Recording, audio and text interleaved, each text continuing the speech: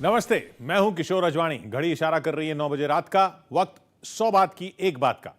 BJP से आए नेताओं को पार्टी में शामिल कराने के लिए लखनऊ में हुए कार्यक्रम के मामले में समाजवादी पार्टी के 2500 नेताओं और कार्यकर्ताओं के खिलाफ केस दर्ज हो गया। दिल्ली पुलिस ने गाजीपुर मंडी के पास मिले बम को डिफ्यूज कर 26 जनवरी से पहले बड़ी साजिश नाकाम कर दी। सीडीएस बिपिन रावत के हेलीकॉप्टर क्रैश की रिपोर्ट में किसी साजिश से इनकार करते हुए खराब मौसम को हादसे का जिम्मेदार बताया गया और केरल के चर्चित नन रेप केस के आरोपी बिशप फ्रैंको मुलक्कल को निचली अदालत ने बरी कर दिया। बड़ी खबर आई लखनऊ से, जहां चुनाव आयोग की रोक के बावजूद भीड़ समाजवादी पार्टी को भीड़ जुटाना महंगा पड़ गया। इस मामले में प्रशासन ने पार्टी के 2500 नेताओं और कार्यकर्ताओं पर केस दर्ज कर जांच पड़ताल शुरू कर दी है, जिस पर यूपी में सियासी पारा चढ़ गया। पुलिस को कानून के तहत कार्रवाई करने के लिए कहा गया है। असल में बीजेपी से आए नेताओं को समाजवादी पार्टी में शामिल कराया गया और इस कार्यक्रम को वर्चुअल रैली का नाम दिया गया। लेकिन इस दौरान मंच पर नेता और सामने लोगों की भीड़ मौजूद रही, जिसमें न किसी को मास्क पहनने का ख्याल रहा और न ही सोशल डिस्टेंसिंग का ध्यान रखा गया, जबकि कोरोना की वजह से राजनीतिक रैलियों पर रोक लगी हुई है। लिहाजा ये तस्वीरें सामने आते ही प्रशासन एक्शन में आ गया। चुनाव आयोग ने भी रिपोर्ट तलब की है। इसमें आदर्श आचार संहिता का उल्लंघन और कोविड-19 के नियमों का उल्लंघन इसमें जो परिलक्षित हुआ है, उसके अंतर्गत सुसंगत धाराओं में मुकदमा दर्ज किया गया है। आनंद तिवारी हमारे साथ जुड़ रहे हैं। तो आनंद, ये मुकदमा बाकायदा दर्ज कर दिया गया है? जी किशोर, लखनऊ में अखिलेश यादव की डिजिटल रैली में उमड़ी भीड़ को लेकर जिला प्रशासन ने बड़ी कार्रवाई की है। डीएम के आदेश पर लखनऊ पुलिस ने समाजवादी पार्टी के खिलाफ एफआईआर दर्ज कर ली है। बताया जा रहा है कि अखिलेश यादव के नेतृत्व में इस डिजिटल रैली का आयोजन किया गया था, जिसमें स्वामी प्रसाद मौर्य और बीजेपी छोड़ने वाले कई अन्य विधायक भी शामिल थे। लेकिन इस घटना के बाद समाजवादी पार्टी का कहना है कि एक वर्चुअल कार्यक्रम था जो कमरे के अंदर होना था। किस तरह से भीड़ आई है उन्हें नहीं पता है। वो कोरोना प्रोटोकॉल का पालन करते हैं और आगे भी करते रहेंगे। लखनऊ में समाजवादी पार्टी के कार्यालय में हुए कार्यक्रम के बाद पार्टी के खिलाफ एफआईआर दर्ज हो गई। पार्टी पर धारा 144 और महामारी एक्ट के उल्लंघन का आरोप लगा। समाजवादी पार्टी ने इस कार्यक्रम को वर्चुअल रैली कहा था, जिसमें स्वामी प्रसाद मौर्य समेत कई नेता पार्टी में शामिल होने वाले थे। लेकिन जब समाजवादी पार्टी की यह वर्चुअल रैली शुरू हुई तो इसे देखकर कहीं से नहीं लगा कि यह वर्चुअल रैली है, क्योंकि न मंच पर मौजूद नेताओं को और न ही मंच के सामने मौजूद लोगों को कोई नियम याद रहा। अखिलेश यादव जब मंच पर पहुंचे तब तो उनके चेहरे पर मास्क था, लेकिन थोड़ी ही देर बाद उन्होंने उसे निकालकर अपनी जेब में डाल लिया। यही नहीं, स्वामी प्रसाद मौर्य का मास्क भी चेहरे पर नहीं दिखा। उन्होंने भी उसे शोपीस बनाकर रखा। रही बात पास खड़े बाकी नेताओं की, तो उनमें भी इक्का दुक्का नहीं मास्क लगाया था। ये सभी नेता इसी तरह बिना मास्क के हाथ में हाथ डालकर जनता के सामने शक्ति प्रदर्शन करते रहे। समाजवादी पार्टी की इस रैली में मंच पर बड़े बड़े शब्दों में वर्चुअल रैली लिखा दिखा, लेकिन रैली में जो भीड़ उमड़ी उसे देखकर लगा कि ये कोई आम चुनावी सभा है, क्योंकि लोगों के बीच तिल रखने तक की जगह नहीं दिखी। मतलब मास्क के अलावा 2 गज की दूरी का नियम भी खुलेआम टूटा, जिसकी वजह से इस कार्यक्रम के बाद समाजवादी पार्टी पर एफआईआर दर्ज हो गई और उस पर धारा 144 तोड़ने और महामारी एक्ट के तहत केस दर्ज किया गया। इससे पहले जिला प्रशासन की टीम ने समाजवादी पार्टी के दफ्तर का मुआयना किया था, जिसके बाद डीएम ने कहा था कि नियमों के हिसाब से कार्रवाई होगी। खबर है कि निर्देशों का उल्लंघन होने पर चुनाव आयोग सख्त है और इस मामले में अखिलेश यादव को नोटिस जारी किया जा सकता है। कोरोना की वजह से चुनाव आयोग ने 15 जनवरी तक रैलियों पर रोक लगाई हुई है, लेकिन समाजवादी पार्टी ने लखनऊ में जो कार्यक्रम किया उसमें कोरोना से जुड़े नियमों का मजाक बनता दिखा, जिस पर चुनाव आयोग सख्त दिख रहा है। वहीं जैसे ही समाजवादी पार्टी पर केस दर्ज हुआ, वो बीजेपी के निशाने पर आ गई और उसने कोरोना नियम तोड़ने पर समाजवादी पार्टी को घेर लिया। ये लाल टोपी इस बात की निशानी है कि वो हर चीज को तोड़ेंगे। लेकिन स्वामी प्रसाद मौर्य ने इस आरोप को गलत ठहराया और कहने लगे कि कार्यक्रम में सबने मास्क पहना था। सभी मास्क लगाए थे, मैं स्वयं मास्क लगाया था। कोरोना के खतरे की वजह से चुनाव आयोग ने वर्चुअल प्रचार करने की इजाजत दी थी और सामान्य जनसभाओं और रैलियों पर रोक लगाई थी। 8 जनवरी को जब चुनाव की तारीखों का ऐलान किया गया था, उसी समय चुनाव आयोग ने 15 जनवरी तक रैलियों, जनसभाओं और रोड शो पर पाबंदी लगा दी थी। चुनाव आयोग ने पार्टियों को घर घर जाकर प्रचार करने की अनुमति दी थी, लेकिन इसमें भी केवल 5 लोगों की संख्या की पाबंदी थी। खबर है कि कोरोना के खतरे की वजह से चुनाव आयोग इस सख्ती को और बढ़ाने के बारे में सोच रहा है, क्योंकि जिस समय से नियम लागू हुए थे उसके बाद से ही कोरोना केस बढ़ गए हैं और इसीलिए चुनाव आयोग इन पाबंदियों को और बढ़ा सकता है। इससे पहले बीजेपी से इस्तीफा दे चुके स्वामी प्रसाद मौर्य ने इसी कार्यक्रम में समाजवादी पार्टी का दामन थाम लिया। उनके साथ उनके कई समर्थकों ने भी समाजवादी पार्टी ज्वाइन की। स्वामी प्रसाद मौर्य ने बीजेपी पर उनकी अनदेखी करने का आरोप लगाया था और पार्टी छोड़ दी थी, जिसके कुछ दिन बाद ही वो और उनके समर्थक साइकिल पर सवार हो गए। लखनऊ में समाजवादी पार्टी के कार्यक्रम में अखिलेश यादव ने स्वामी प्रसाद मौर्य का लाल पगड़ी पहनाकर स्वागत किया। उनके समर्थक और योगी सरकार में मंत्री रह चुके धर्म सिंह सैनी का भी इसी अंदाज में स्वागत हुआ। बीजेपी छोड़कर आए बाकी विधायकों का भी मंच पर सम्मान किया गया, जिसके बाद स्वामी प्रसाद मौर्य ने जो भाषण दिया उसमें वो बीजेपी पर खुलकर बरसे। हम लोगों के इस्तीफा देने के बाद उनकी नींद हराम हो गई है। यही नहीं, उन्होंने योगी आदित्यनाथ के जीत के 80 और 20 वाले फॉर्मूले के जवाब में एक नया फॉर्मूला दे डाला। 80-20 नहीं, अब तो होगा 15 और 85 का। स्वामी प्रसाद मौर्य योगी सरकार में कैबिनेट मंत्री थे और कहा जा रहा है कि वो अपने करीबियों को टिकट नहीं दिए जाने से नाराज थे और इसीलिए उन्होंने इस्तीफा दिया था। वैसे इस्तीफा देने के बाद उन्होंने तुरंत ये ऐलान नहीं किया था कि वो अखिलेश के साथ जाने वाले हैं, लेकिन अखिलेश ने अपने एक ट्वीट से ये बात जाहिर कर दी थी। और जब स्वामी प्रसाद मौर्य औपचारिक तौर से समाजवादी पार्टी के हो गए तो उन्होंने ताल ठोककर यह दावा कर दिया कि अब की बार यूपी में उनकी सरकार बनने जा रही है। तो अब भारतीय जनता पार्टी का सफाया होना तय है, अब कोई रोक नहीं सकता। लेकिन बीजेपी ने दिखाया कि स्वामी प्रसाद मौर्य या उनके समर्थकों के जाने से पार्टी पर कोई फर्क नहीं पड़ेगा, क्योंकि उन्होंने हार के डर से पार्टी छोड़ी। तो ये जो है एमएलए बने रहना चाहते हैं, इसलिए कहीं से भी एमएलए बने रहना जरूरी, इसलिए समाजवादी पार्टी में भाग गए। लखनऊ में जो कार्यक्रम हुआ उसमें बीजेपी के अलावा दूसरी कई पार्टियों के नेता समाजवादी पार्टी में शामिल हुए। सौभाग्य की बात है कि स्वामी प्रसाद मौर्य और धर्म सिंह सैनी का समाजवादी पार्टी में जाना पहले से तय था, जिनके इस्तीफे के बाद अखिलेश यादव खुद फोटो ट्वीट करके पार्टी में स्वागत कर चुके थे। लेकिन बीजेपी से बगावत करके आए मंत्रियों और विधायकों की नुमाइश के चक्कर में समाजवादी पार्टी ने आफत भी बुला ली, जिस पर प्रशासन ने केस दर्ज कर लिया और बीजेपी को ताना मारने का मौका भी मिल गया कि समाजवादी पार्टी के नेताओं और कार्यकर्ताओं को सिर्फ कानून तोड़ना ही आता है। दिल्ली से बड़ी खबर आई। दिल्ली की गाजीपुर फूल मंडी में बम मिलने के मामले में पुलिस ने एक्सप्लोजिव्स एक्ट के तहत केस दर्ज कर लिया। स्पेशल सेल ने इस मामले में अज्ञात लोगों के खिलाफ मुकदमा दर्ज किया है। बताया गया कि आतंकी कनेक्शन के एंगल से भी इस केस की जांच चल रही है। इससे पहले सुबह संदिग्ध बैग मिलने के बाद जब उसकी पड़ताल की गई तो उसमें बेहद ताकतवर बम मिला, जिसे वक्त रहते नष्ट कर दिया गया। दीपक बिष्ट हमारे साथ जुड़ रहे हैं। दीपक, और क्या पता चल रहा है? जिस तरह का ये विस्फोटक था वो काफी खतरनाक माना जा रहा है और जो बड़ा धमाका करने में सक्षम था, क्योंकि इसमें टाइमर भी लगा था और अगर ये ब्लास्ट होता तो बड़ा नुकसान होता। सूत्रों के मुताबिक इस तरह का बम का इस्तेमाल जैश और आईएम के मॉड्यूल करते आए हैं। 26 जनवरी को देखते हुए पूरी दिल्ली अलर्ट पर है, वहीं जगह जगह सुरक्षा इंतजाम पुख्ता होने का दावा किया जा रहा है। ऐसे में लगभग 3 किलो RDX दिल्ली में पहुंच जाता है। अब स्पेशल सेल इस मामले में तहकीकात कर रही है कि किस आतंकी संगठन की ये साजिश हो सकती है।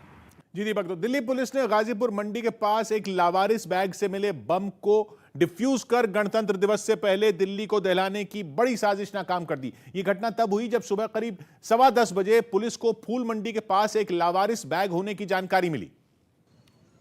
लेकिन पुलिस के हाथ पांव तब भूल गए जब बैग में उन्हें एक ताकतवर बम मिला, जिसे एक बड़े गड्ढे में डालकर और फिर उसमें धमाका कराकर उसे खत्म किया गया। बम की ताकत का अंदाजा इसी बात से लगाया जा सकता है कि गड्ढे में दबाने के बाद भी धमाके की वजह से वहां धुएं का गुबार छा गया। धमाके की आवाज सुनकर आसपास के लोग सहम गए।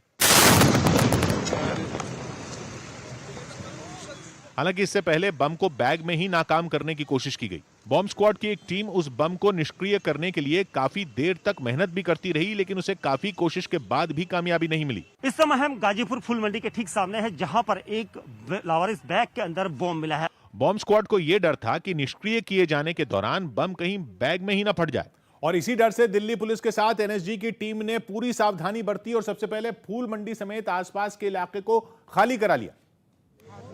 और इसके बाद अधिकारियों ने उसे एक गड्ढे में दबाकर डिफ्यूज करने का फैसला लिया। इसके बाद फौरन पास में ही एक बड़ा गड्ढा खोदा गया और फिर धमाका कराकर बम को नाकाम कर दिया गया। जहां धुआं उठ रहा है वहीं पर जिस गड्ढे को हमने दिखाया था, इसी गड्ढे पर अभी बड़ा भयंकर धमाका हुआ है।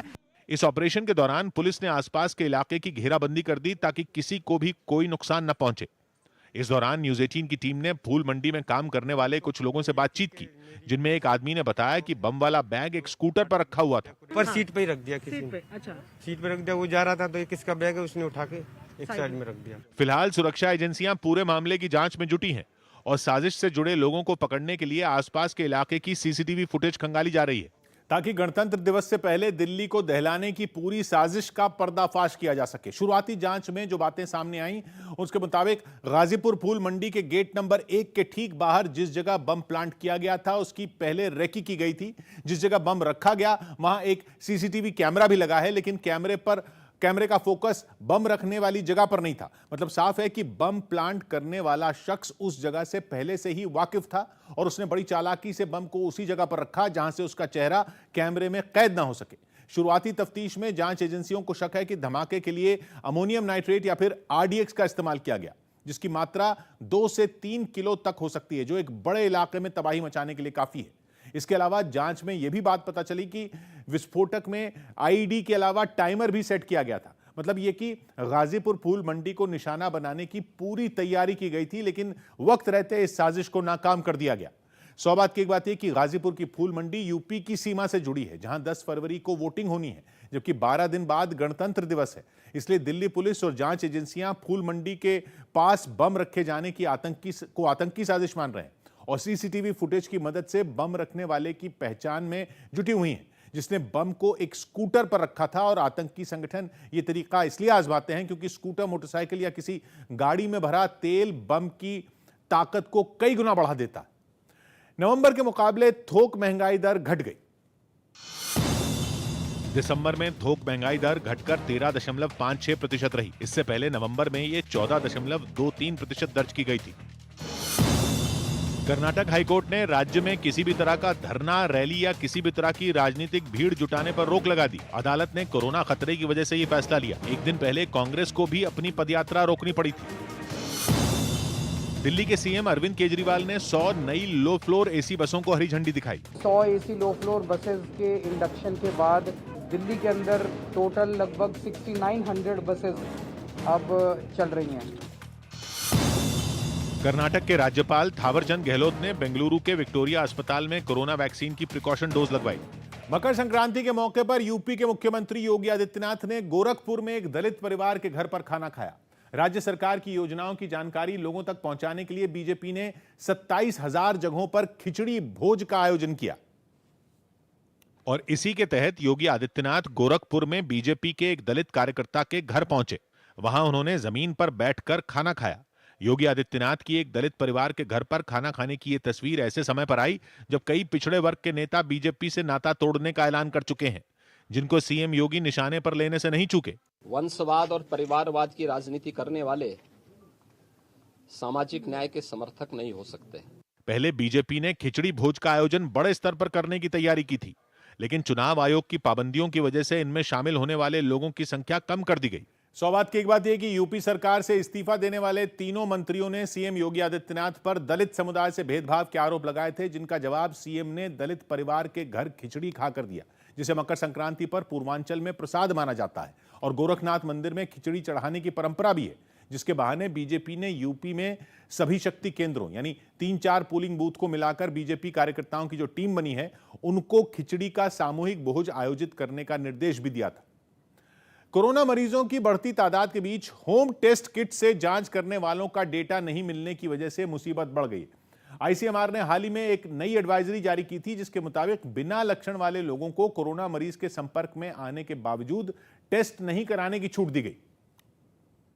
लेकिन इस नई एडवाइजरी के सामने आने के बाद देश में होम टेस्टिंग किट की मांग बढ़ गई, क्योंकि बड़ी तादाद में लोग अपनी जांच करने के लिए ये किट खरीदने लगे। हालांकि इनमें ज्यादातर लोग ऐसे हैं जो पॉजिटिव आने के बाद भी अपनी रिपोर्ट संबंधित विभाग के साथ साझा नहीं कर रहे हैं। पूरा डेटा नहीं मिलने की वजह से सरकार के लिए भी कोरोना मरीजों की संख्या का ठीक अंदाजा लगाना मुश्किल हो गया। लोग जब घर पर ही अपना टेस्ट कर रहे हैं तो उसको सरकार के साथ में साझा नहीं कर रहे हैं। कुछ ऐसे ही हालात मुंबई के भी हैं, जहां कोरोना के खतरे के बीच घरेलू जांच किट की मांग तो बढ़ गई, लेकिन लोगों ने जांच रिपोर्ट के बारे में जानकारी ही नहीं दी। हालात को देखते हुए मुंबई के नगर निगम बीएमसी को नई गाइडलाइंस जारी करनी पड़ी। बताया गया कि बीएमसी अब होम टेस्ट किट खरीदने वालों का पूरा ब्यौरा रखेगी और उनसे संपर्क भी करेगी। रिटेलर जब बेचेगा तो एक लिस्ट बनाने के बाद में शाम को एक ईमेल आईडी पे, उसको जाने की जरूरत नहीं है, ईमेल आईडी पे लिस्ट भेज देगा। कुछ मिनट में ही जांच के नतीजे देने वाली इस टेस्ट किट से घर पर ही आसानी से कोरोना की जांच की जा सकती है और इसका खर्च भी लैब में किए जाने वाले आरटी-पीसीआर टेस्ट के मुकाबले काफी कम है। सौभाग्य की बात है कि घर में बैठे बैठे कोरोना टेस्ट करने के लिए जिन एंटीजन टेस्ट किट को आईसीएमआर ने मंजूरी दी है, उनका रिजल्ट 15-20 मिनट में पता चल जाता है। और इसके इस्तेमाल की मंजूरी हम लोगों को इसलिए दी गई ताकि हल्के लक्षण दिखने पर हम खुद टेस्ट करके अपने परिवार और परिचितों को महामारी की चपेट में आने से बचा सकें। लेकिन यहां भी हम लोगों की मनमानी शुरू हो गई, क्योंकि हम स्वास्थ्य विभाग की वेबसाइट या आरोग्य सेतु ऐप पर यह भी बताने के लिए तैयार नहीं है कि घर पर टेस्ट करने के बाद रिजल्ट क्या निकला। इसलिए बीएमसी के अधिकारी अब टेस्ट किट बेचने वालों के जरिए लोगों पर नजर रखने के लिए मजबूर हो गए। केरल के चर्चित नन रेप केस के आरोपी बिशप फ्रैंको मुलक्कल को निचली अदालत ने बरी कर दिया। इस केस में पीड़ित नन ने आरोप लगाया था कि 2014 से 2016 के बीच बिशप फ्रैंको मुलक्कल ने उनका कई बार रेप किया। उन आरोपों के बाद बिशप की गिरफ्तारी की मांग भी तेज हुई थी और 2018 में उन्हें गिरफ्तार कर लिया गया था। उस वक्त वो पंजाब के जालंधर की एक चर्च में बिशप थे। हालांकि बाद में उन्हें केरल हाई कोर्ट से जमानत मिल गई थी, लेकिन केरल के कोट्टयम की निचली अदालत में मामले की सुनवाई चलती रही।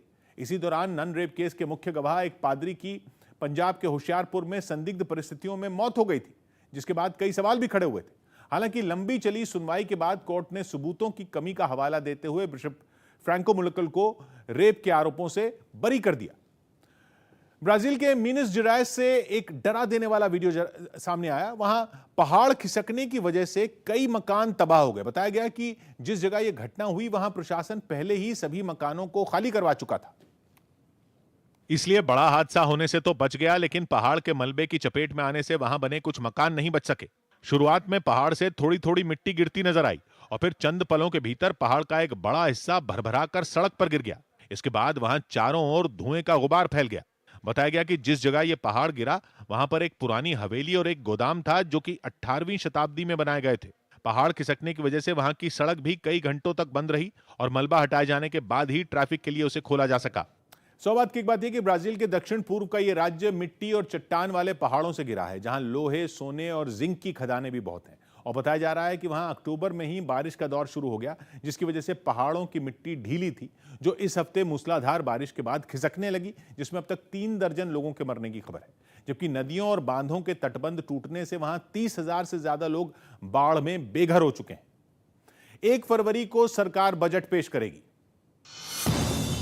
संसद में बजट सत्र के पहले हिस्से की शुरुआत 31 जनवरी से होगी। ये सत्र 11 फरवरी तक चलेगा। इस दौरान 1 फरवरी को बजट पेश किया जाएगा। इसके बाद बजट सत्र का दूसरा हिस्सा 14 मार्च से 8 अप्रैल तक होगा।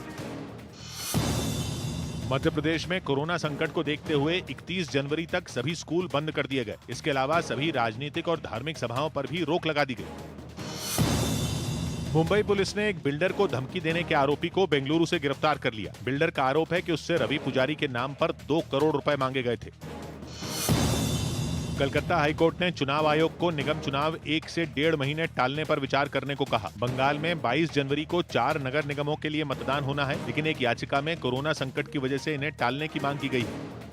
तमिलनाडु में पोंगल के त्योहार के दिन होने वाले जल्लीकट्टू के खेल का कोरोना संकट के बीच नियमों के तहत आयोजन किया गया। जल्लीकट्टू खेल के दौरान सांडों और बैलों को के सींगों में सिक्कों का थैला फंसाकर उन्हें भीड़ में छोड़ दिया जाता है और लोगों को उन पर काबू पाना होता है, जिसकी कुछ तस्वीरें मदुरई में आयोजित एक कार्यक्रम से सामने आई, जहां एक एक कर बैलों और सांडों को मैदान में छोड़ा गया।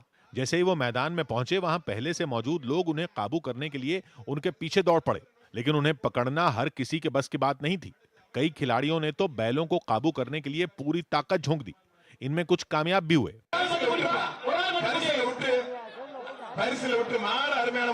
सामने आई तस्वीरों में एक खिलाड़ी तो बैल को काबू करने के लिए काफी दूर तक उसके साथ ही लटका चला गया। हालांकि बाद में बैल ने उसे भी पटक दिया। एक बैल तो इतना भड़क गया कि उसने पलटकर खिलाड़ियों पर ही हमला कर दिया। बैल के हमले से वहां अफरा तफरी मच गई। बाद में किसी तरह उसे काबू किया गया। कोरोना संकट की वजह से इस बार वहां कड़े नियम लागू किए गए थे और इन नियमों के तहत ही जल्लीकट्टू का आयोजन किया गया। सौभाग्य की बात है कि जल्लीकट्टू में खास नस्ल के सांड को ही काबू करने का खेल होता है, जिनकी गर्दन और पीठ के बीच बड़ा सा कुबड़ होता है और सींग बहुत नुकीले होते हैं, जिसकी वजह से हर साल कई लोगों की जान चली जाती है। लेकिन तमिलनाडु के लोग इस 3000 साल पुरानी परंपरा को छोड़ने के लिए तैयार नहीं है, जिसके लिए इस बार 4500 से ज्यादा सांडों को जल्लीकट्टू में उतारने के लिए परमिट जारी किया गया। यूपी में बीजेपी की पहली लिस्ट में कई नेताओं की टिकट काटी जा सकती है। न्यूज 18 को सूत्रों से मिली जानकारी के मुताबिक फतेहपुर सीकरी सीट से उदय भान सिंह की टिकट कटना लगभग तय है। उनकी जगह पर पूर्व सांसद चौधरी बाबूलाल को टिकट दी जा सकती है। इसी तरह मथुरा जिले की गोवर्धन सीट से करिंदा सिंह की टिकट कटने की खबर है। उनकी जगह ठाकुर मेघश्याम को टिकट मिल सकती है। सूत्रों के मुताबिक मेरठ कैंट सीट से सत्यप्रकाश अग्रवाल की भी टिकट काटे जाने की खबर है, जबकि अमरोहा जिले की नौगांव सादात सीट से संगीता चौहान का टिकट काटा जाना तय माना जा रहा है। सूत्र बताते हैं कि पश्चिमी यूपी के कुछ जिले ऐसे भी हैं जहां सभी मौजूदा विधायकों को टिकट दिए जाने का फैसला लिया गया है। इनमें गाजियाबाद, गौतम बुद्ध नगर, बागपत और मुजफ्फरनगर जिले शामिल हैं। मतलब यह कि इन चारों जिलों के सभी मौजूदा विधायकों को बीजेपी दोबारा चुनाव मैदान में उतारने का फैसला ले सकती है। 100 बात की एक बात यह कि बीजेपी कई बार अपने विधायकों के कामकाज पर राज्य में सर्वे करवा चुकी है। ऐसी खबर कई बार आ चुकी है। दावा यह भी है कि टिकट देने में आधार केवल एक ही होगा कि जो उम्मीदवार जीत सकता है उसे मैदान में उतारा जाए। माना जा रहा है कि इसी आधार पर कई विधायकों की टिकट कट सकती है। हालांकि सही तस्वीर अभी तभी साफ होगी जब बीजेपी उम्मीदवारों की लिस्ट जारी करेगी। अफ्रीकी देश सूडान में सैन्य तख्तापलट के खिलाफ प्रदर्शन कर रहे लोगों और सुरक्षा बल के जवानों के बीच भिड़ंत हो गई। पिछले साल अक्टूबर में वहां की सेना ने तख्तापलट करते हुए देश की सत्ता हथिया ली थी, जिसके बाद से ही वहां प्रदर्शन का दौर जारी है। और इसी कड़ी में सैकड़ों प्रदर्शनकारी राजधानी खर्तूम की सड़कों पर अपना विरोध जताने के लिए उतरे, जिन्हें हटाने में सुरक्षा बल के जवानों ने कोई कसर नहीं छोड़ी। उन्होंने पहले तो लोगों को हथियारों से डराने की कोशिश की, लेकिन जब बात नहीं बनी तो जवानों ने उन पर आंसू गैस के कई गोले दाग दिए। इस कार्रवाई का असर यह हुआ कि प्रदर्शनकारी जहां खड़े थे वहां धुएं का गुबार छा गया, लेकिन सेना की कार्रवाई के विरोध में डटे लोगों का हौसला फिर भी पस्त नहीं हुआ और इसके जवाब में उन्होंने भी सुरक्षा बल के जवानों पर खूब पत्थर बरसाए।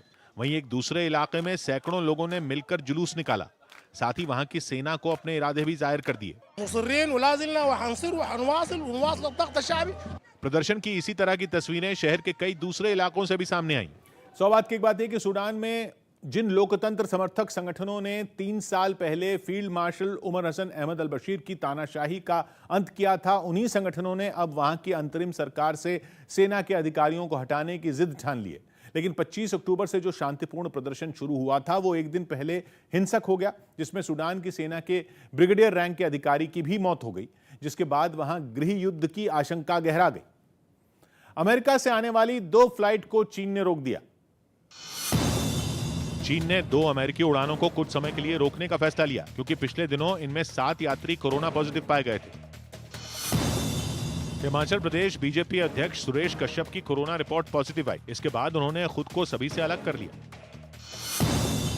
बिहार में अब मेयर और डिप्टी मेयर को चुनने का हक मतदाताओं को दे दिया गया। इसके लिए राज्य सरकार ने नगर पालिका संशोधन अध्यादेश जारी कर दिया। इससे पहले चुने हुए प्रतिनिधि ही इस चुनाव प्रक्रिया में हिस्सा लेते थे।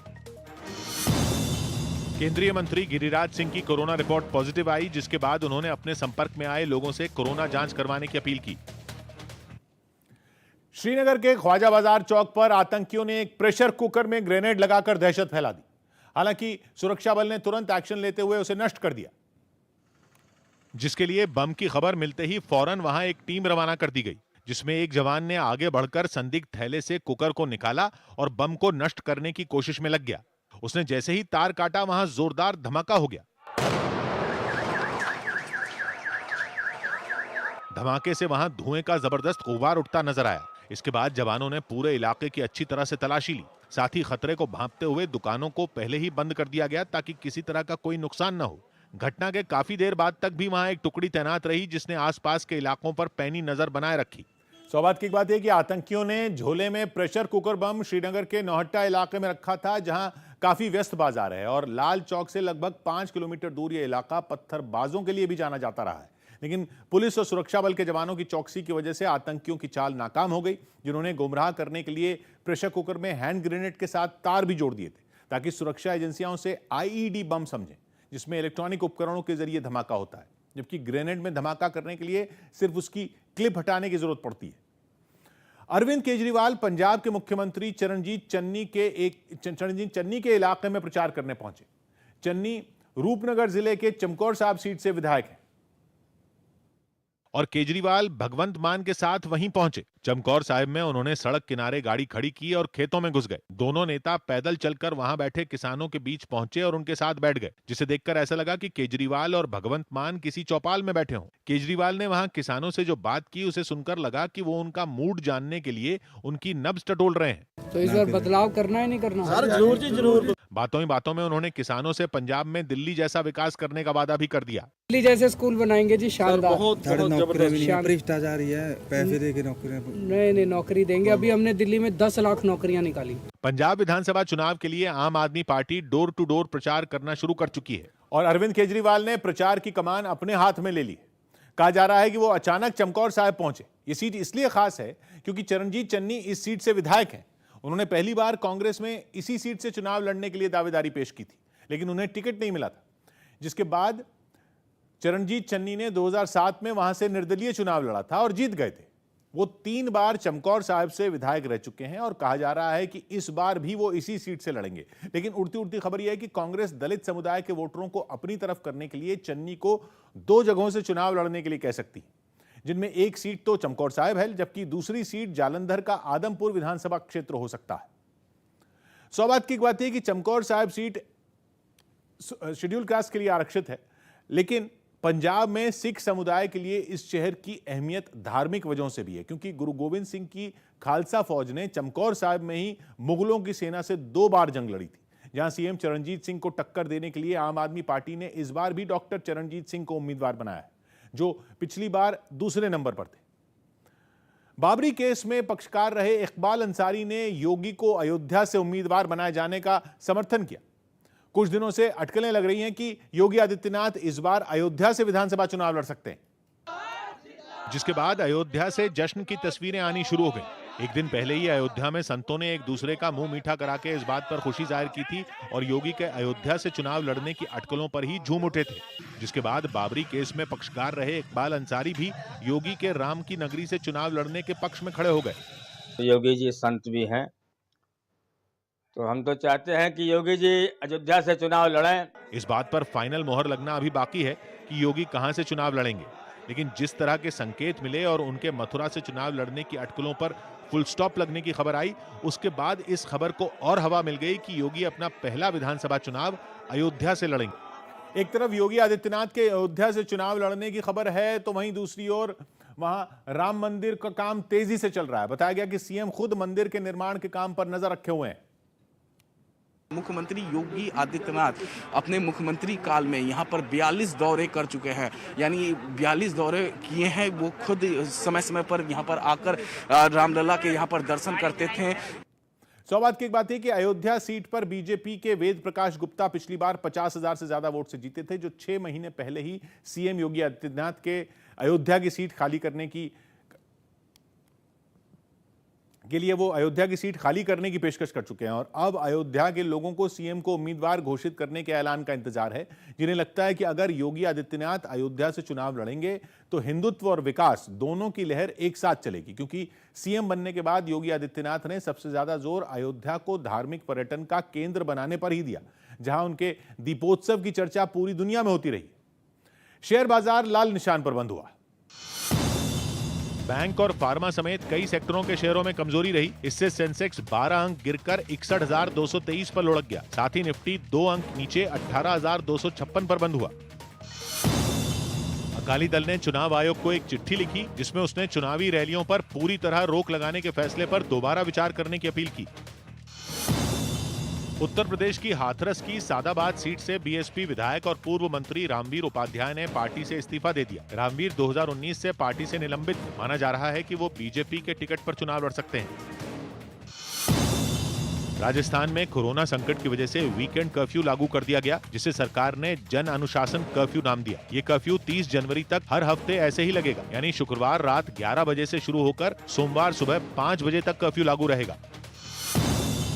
बीजेपी नेता और पद्मश्री से सम्मानित नाटककार दया प्रकाश सिन्हा के बयान पर जेडीयू बीजेपी के बीच तकरार बढ़ गई। कुछ रोज पहले दया प्रकाश सिन्हा ने सम्राट अशोक की तुलना औरंगजेब से की थी, जिस पर जेडीयू ने आपत्ति जताई। अशोक सम्राट के विषय में तथ्य को ठीक से नहीं रखा गया है और इसलिए इस पर टिप्पणियां हो रही। इस मामले में एक दिन पहले बिहार बीजेपी के प्रदेश अध्यक्ष संजय जायसवाल ने दया प्रकाश सिन्हा पर केस तक दर्ज करवा दिया था, जिसे जेडीयू ने दिखावा करार दिया, जिसके बाद बीजेपी ने जेडीयू पर पलटवार करने में देर नहीं की। आपके पास गृह मंत्रालय है और आप जो है अब उनको गिरफ्तार कीजिए और भस्मासुरी प्रवृत्ति को छोड़िए। उत्तर प्रदेश में चुनाव की तारीख नजदीक आते ही दिल्ली के पास नोएडा में पुलिस ने खास अभियान चलाया। यहां आपराधिक रिकॉर्ड रखने वाले लोगों के घरों पर पुलिस के जवान चेतावनी के तौर पर रेड कार्ड लगाते नजर आए, जिसके लिए पुलिस का एक भारी भरकम दस्ता नोएडा की सड़कों पर गश्त करता दिखाई दिया, जिन्होंने संदिग्ध लोगों के घर जाकर उन्हें चुनाव के वक्त किसी तरह की बदनामी न करने की हिदायत दी। इसके साथ ही उनके घर पर एक नोटिस भी चिपकाया। इंडिविजुअली हम कहते हैं कि अगर आप इन्हें ऐसा किया तो आपके विरुद्ध कार्रवाई की जाएगी। इसके अलावा अधिकारियों की अगुवाई में पुलिस के कई हथियारबंद जवान सड़कों पर मार्च करते दिखाई दिए। इस टुकड़ी ने आबादी वाले इलाकों के साथ ही बाजार का भी दौरा किया, जहां लोगों से शांति बनाए रखने की अपील की गई। ये हम लोग का वादा है, आज पूरी फोर्स आपके साथ खड़ी है। नोएडा पुलिस के इस अभियान के लिए शहर के अलग अलग इलाकों में टीमें तैनात दिखीं, जिन्होंने गली गली जाकर संदिग्ध लोगों को वार्निंग दी। साथ ही लोगों से किसी तरह का हंगामा होने पर फौरन शिकायत करने की गुजारिश भी की। सौभाग्य की बात यह कि यूपी में चुनावों के दौरान पुराने अपराधियों और बदमाशों का शांति भंग की आशंका में चालान करने का चलन बहुत पुराना है, जिस पर कई बार विवाद भी हुआ, क्योंकि पुलिस कभी मर चुके लोगों और कभी नाबालिगों का भी चालान कर देती थी। जिससे बचने के लिए इस बार नोएडा पुलिस ने तकनीक की मदद ली और थानों के रिकॉर्ड के आधार पर बदमाश किस्म के लोगों को रेड कार्ड जारी किया, जिसका डिजिटल रिकॉर्ड भी रखा जा रहा है। हालांकि ये नया प्रयोग नहीं है, क्योंकि लगभग 2.5 साल पहले नोएडा और गाजियाबाद में ऑपरेशन मजनू के दौरान छेड़खानी करने वालों को भी ऐसे ही रेड कार्ड जारी किए जा रहे थे। आंध्र प्रदेश के विजयवाड़ा में तेलुगु देशम पार्टी के कार्यकर्ताओं ने वाईएसआर कांग्रेस के खिलाफ भ्रष्टाचार का आरोप लगाते हुए जमकर प्रदर्शन किया। उन लोगों ने भोगी त्योहार के मौके पर एक जगह होली जलाई और उसमें राज्य सरकार के उस नए कानून की कॉपियां भी जला दी, जिसमें किसानों को दी गई जमीन का पैसा वसूलने की बात कही गई। टीडीपी कार्यकर्ताओं ने आरोप लगाया कि वाईएसआर कांग्रेस ने राज्य का माहौल बिगाड़ने में कोई कसर बाकी नहीं छोड़ी, जिसकी वजह से लोगों को परेशानी उठानी पड़ी। The government is trying to find new and innovative ways to burden the people of Andhra Pradesh for their own selfish gains. दरअसल भोगी आंध्र प्रदेश में मकर संक्रांति की तरह ही मनाया जाता है, इसलिए इस मौके पर टीडीपी कार्यकर्ताओं ने किसानों के मुद्दे पर सरकार को घेरने के लिए यह तरीका अपनाया, जिसके जश्न में वो लोग एक दूसरे का हाथ पकड़कर डांस करते भी नजर आए। सौभाग्य की बात है कि आंध्र प्रदेश सरकार ने 3 हफ्ते पहले एक योजना शुरू की, जिसमें सरकारी स्कीम के तहत जिन लोगों को घर मिला है उनको कुछ पैसे जमा करके घर का मालिकाना हक अपने नाम कराने की छूट दी गई। लेकिन टीडीपी इसे गलत बता रही है और आरोप लगा रही है कि आंध्र प्रदेश सरकार गरीबों को इस योजना के नाम पर परेशान करके पैसे वसूल रही है, जबकि वहां की सरकार का दावा है कि इस योजना में शामिल होने के लिए किसी पर दबाव नहीं है। यूपी चुनाव में कांग्रेस पार्टी की poster girl doctor Priyanka Maurya ने ही कांग्रेस पार्टी के खिलाफ मोर्चा खोल दिया। टिकट बंटवारे में 40% महिलाओं को हिस्सेदारी देने वाली कांग्रेस पर डॉक्टर प्रियंका मौर्य ने तीखे हमले किए और यह तक कह दिया कि कांग्रेस पार्टी ओबीसी समुदाय को केवल वोट बैंक मानती है। आखिर ओबीसी को हमेशा क्यों इस्तेमाल किया जाता है? सिर्फ वोट बैंक के लिए। जब टिकट की बात आती है तो हमें क्यों पीछे कर दिया जाता है? ये वही प्रियंका मौर्य हैं जिनका चेहरा कांग्रेस पार्टी के पोस्टरों पर सबसे बड़ा दिखता है। प्रियंका गांधी के लड़की हूं लड़ सकती हूं वाले कैंपेन में भी वही पोस्टर गर्ल बनी। प्रियंका लखनऊ की सरोजनी नगर सीट से टिकट चाहती थी, जो उन्हें नहीं मिली। नाराज होकर उन्होंने टिकटों के बंटवारे में गड़बड़ी का आरोप लगा दिया। पहले से टिकट प्री प्लान थे, हमारे साथ धोखा किया गया। आवेदन का, स्क्रीनिंग का, ऑब्जर्वर्स के रिपोर्ट्स का, सब धोखा था। हालांकि डॉक्टर प्रियंका ने दावा किया कि वो कांग्रेस पार्टी छोड़कर कहीं नहीं जाएंगी, लेकिन कांग्रेस ने उनकी शिकायतों पर सफाई जरूर दी। कांग्रेस पार्टी ने साफ कहा कि पोस्टर गर्ल बनाते वक्त उन्हें टिकट देने का वादा नहीं किया गया था। सौभाग्य की बात यह कि होम्योपैथी की डॉक्टर प्रियंका मौर्य रोटी बैंक समेत कई सामाजिक संगठनों से जुड़ी रही हैं, जिन्हें यूपी में महिला कांग्रेस का उपाध्यक्ष बनाया गया और उन्हीं की फोटो महिलाओं के लिए जारी कांग्रेस के घोषणा पत्र पर छपी थी, जो लखनऊ की सरोजनी नगर सीट से टिकट की दावेदार थी। लेकिन कांग्रेस ने वहां किसी और को उम्मीदवार बनाया, जिस पर प्रियंका मौर्य ने टिकट बेचने का आरोप लगा दिया। भारतीय मूल के ऋषि सुनाक के यूके के नए प्रधानमंत्री बनने की चर्चा है, जो कि अभी वहां के चांसलर ऑफ द एक्सचेकर मतलब यूके के वित्त मंत्री का पद संभाल रहे हैं। 41 साल के ऋषि सुनाक आईटी कंपनी इन्फोसिस के संस्थापक एनआर नारायण मूर्ति के दामाद हैं। उन्होंने 2009 में एनआर नारायण मूर्ति की बेटी अक्षता मूर्ति से शादी की थी और अब खबरें हैं कि ऋषि सुनाक यूके के प्रधानमंत्री बोरिस जॉनसन की जगह ले सकते हैं। यानी जिस ब्रिटेन ने करीब 200 साल तक भारत पर राज किया, वहां के प्रधानमंत्री पद की कुर्सी भारतीय मूल के नागरिक को मिल सकती है। और अगर ऐसा होता है तो ये ब्रिटेन के इतिहास में पहली बार होगा जब कोई भारतीय मूल का शख्स ब्रिटेन की कमान संभालेगा। असल में बोरिस जॉनसन पर न सिर्फ विपक्ष का बल्कि खुद उनकी कंजर्वेटिव पार्टी की तरफ से प्रधानमंत्री पद से इस्तीफा देने का काफी दबाव है, जिसकी वजह है करीब 1.5 साल पहले हुई वो पार्टी जो उन्होंने लॉकडाउन के दौरान की थी। 20 मई 2020 को जब पूरे ब्रिटेन में कोरोना को फैलने से रोकने के लिए पहला लॉकडाउन लगा हुआ था, लोग अपने घरों में कैद थे, तब यूके के पीएम बोरिस जॉनसन लंदन में अपने आवास 10 डाउनिंग स्ट्रीट में वहां के कर्मचारियों के साथ ड्रिंक्स पार्टी कर रहे थे। यह खबर सामने आने के बाद पूरे ब्रिटेन में हंगामा मचा है और बोरिस जॉनसन के खिलाफ लोगों में गुस्सा है। यही वजह है कि 2 दिन पहले जॉनसन को ब्रिटिश संसद में माफी तक मांगनी पड़ी। हालांकि पार्टी करके कोरोना नियमों के उल्लंघन करने के आरोपों की जांच बैठा दी गई है, लेकिन वहां बोरिस जॉनसन के इस्तीफे की मांग जोर पकड़ रही है। उत्तर प्रदेश में विधानसभा चुनाव के पहले चरण के लिए नामांकन की शुरुआत हो गई। राज्य में 7 चरणों में चुनाव होने हैं और 10 फरवरी को पहले चरण में 11 जिलों की 58 विधानसभा सीटों के लिए मतदान होगा, जिसके लिए नामांकन की शुरुआत होने के साथ ही मुजफ्फरनगर में पुलिस वाले पूरी तरह मुस्तैद रहे और उम्मीदवार जुलूस निकालते हुए ना आ पाए, इसके लिए सड़कों पर बैरिकेड लगा दिए गए।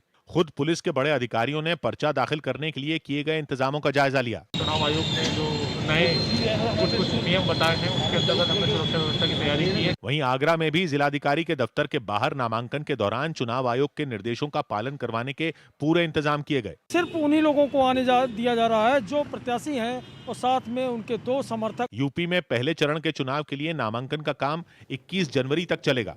सौभाग्य की बात है कि चुनाव आयोग ने इस बार उम्मीदवारों को सुविधा पोर्टल पर ऑनलाइन नामांकन करने की सहूलियत भी दी है, जबकि जिला मुख्यालय पर जाकर नामांकन पत्र खरीदने और वहीं जमा करने की पुरानी व्यवस्था भी जारी है।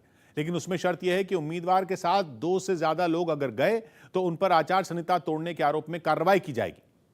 अलवर रेप केस मामले में गहलोत सरकार की एक मंत्री के बयान पर बीजेपी भड़क गई। 3 दिन पहले अलवर में एक नाबालिग से हुई दरिंदगी के मामले में आरोपियों की गिरफ्तारी को लेकर बीजेपी लगातार हमलावर है और गहलोत सरकार में महिला और बाल विकास मंत्री ममता भूपेश के एक बयान के बाद बीजेपी के हमले और तेज हो गए, क्योंकि मंत्री ममता भूपेश ने यह कह दिया कि सरकार ऐसी घटनाओं को रोकने के लिए अकेले कुछ नहीं कर सकती। दरिंदे आपके और हमारे बीच में छुपे हुए हैं, दरिंदों के कोई तिलक नहीं लग रहा कि ये दरिंदा है। बीजेपी ने इस बयान को एक धर्म विशेष को निशाने पर लेने की कोशिश करार दिया। ये तिलक को रेप के साथ जोड़ना, ये कहां की राजनीति है? यही नहीं, बीजेपी ने मंत्री के इस बयान के लिए मुख्यमंत्री अशोक गहलोत से माफी की भी मांग कर दी। वहीं गहलोत सरकार की मंत्री के बयान पर जारी घमासान के बीच अलवर के कलेक्टर ने रेप के आरोपों पर ही सवाल उठा दिए। उन्होंने अब तक की जांच में रेप का कोई सबूत नहीं मिलने की बात कही। पुलिस के पास में अभी तक कोई ऐसा क्लू नहीं मिला है जिससे